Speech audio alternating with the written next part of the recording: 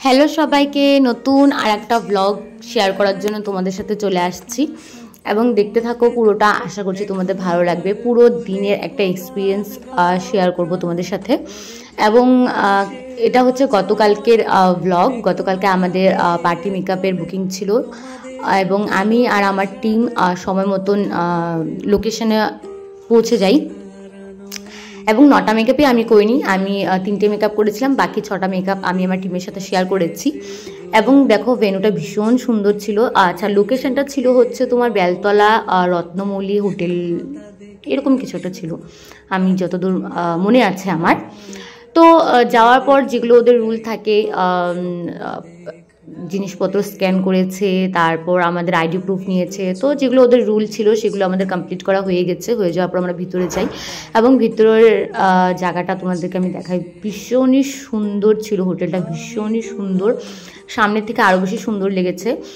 যেমন সুন্দর বাইরের থেকে দেখতে, সেরকমই সুন্দর ভিতর থেকেও দেখতে ছিল এবং রুমগুলো কিন্তু ভীষণ সুন্দর ছিল।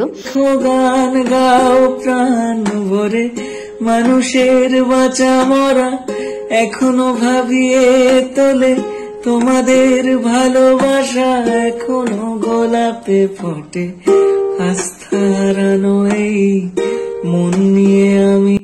আচ্ছা, যখন আমরা কোথাও কাজে যাই আর আমাদের হাতে সময় থাকে, তখন এই দেখো আমাদের পাগলামি। তো এগুলো যদি না করি তাহলে কিভাবে হবে বলো? কাজের আগে সময় থাকলে আমাদের একটু নাচানাচি এগুলো চলেই।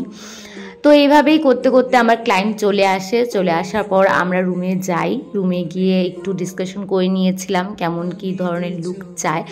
আমাকে যেহেতু আগে বলেছিল বুকিংয়ের সময়, বাট তবুও আমি যখন মেকআপ স্টার্ট করি তখন একবার জিজ্ঞেস করে নিই কেমন কী চাইছে। এবং আমরা গিয়ে দেখি অনেকেই আসেনি। যেখানে আমাদের 3টে বসার কথা ছিল সেখানে 4টে বেজে যায়, মানুষ এখনও আসেনি। আমরা ওয়েট করেই যাচ্ছিলাম। তারপর আমরা কি তাড়াহুড়োয় কাজ করেছি, এবং তাড়াহুড়োয় কাজ করেছি বলে যে এটা না যেমন তেমন কাজ করে চলে আসছি, একদমই কিন্তু না। জিজ্ঞেস করে করে কেমন কি লুক চাইছে, কেমনভাবে নিজেকে দেখতে চাইছে, সমস্তটা দেখে শুনে বুঝে বলে সমস্ত কিছু যেভাবে চেয়েছিল সেইভাবেই কিন্তু পুরো কাজটা করা হয়েছে আমাদের। ভীষণ এনজয় করে কাজ করেছি এবং সবার কিন্তু ভীষণ ভালো লেগেছে। সবারই নিজেদের লুক ভীষণ পছন্দ হয়েছে। তো তোমাদের সাথে আমি আমার লুকগুলো আমি শেয়ার করব আমার ইনস্টাগ্রাম এবং আমার ফেসবুক পেজে। তোমরা দেখতে থাকো।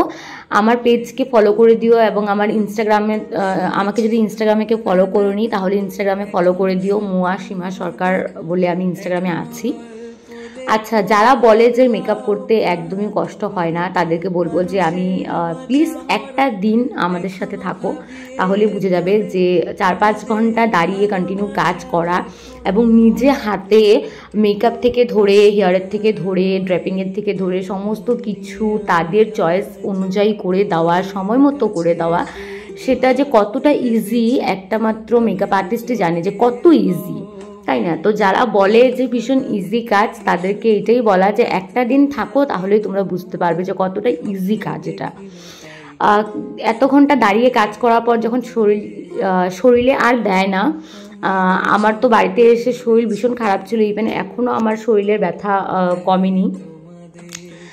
এবং যাই হোক, ওগুলো পরের কথা। আচ্ছা, একটা জিনিস দেখবে, এই দেখো আমার ক্লায়েন্টের অবস্থা। যখন মেকআপের জন্য ওয়েট করছিল তারপর গান গাওয়া শুরু করেছে নিচে বসে, এবং এতটা কিউট ছিল আমার এই ক্লায়েন্টটা, ভীষণ কিউট, ভীষণই কিউট এবং ভীষণ সুন্দর কিন্তু গানও করে, আমি দেখেছি, ইউটিউব চ্যানেলও আছে ওর। তো ভীষণ ভালোভাবে আমরা এনজয় করে কিন্তু কাজ করেছি। তো আচ্ছা, আর একটা ব্যাপার তোমাদেরকে বলিনি, যে যতজনকেই কিন্তু আমরা মেকআপ করেছিলাম কেউ কিন্তু গুয়াহাটির ছিল না, সবাই কিন্তু বাইরের থেকে এসেছে। কেউ রঙ্গিয়ার থেকে এসেছে, কেউ তেজপুর থেকে, কেউ অরুণাচল থেকে, এতটা দূর দূর থেকে সবাই এসেছে। এবং ভালো লেগেছে এটা দেখে যে বিশ্বাস করে যে আমাকে বুকিংটা করেছে এবং আমার উপরে পুরোটা ট্রাস্ট রেখেছে যে হ্যাঁ, আমি এবং আমার টিম মিলে যে ওদেরকে ওদের মতন লুক দিতে পারবো, এটা যে ভরসা রেখেছে, সত্যি আমার কাছে এটা অনেক অনেক বড়ই পাওনা। বিকজ অনেকে আছে এরকম যারা হয়তো আমার প্রোফাইলও দেখেনি, জাস্ট দিদি বলেছে এবং আমি বলেছি বলেই আমাকে ট্রাস্ট করে বুকিং করেছে। তো সত্যি এগুলো দেখলে ভীষণ ভালো লাগে মনটা। তো যাই হোক, আজকের ব্লগটা আমি এখানেই শেষ করছি। দেখা হবে নতুন একটা ভিডিওতে।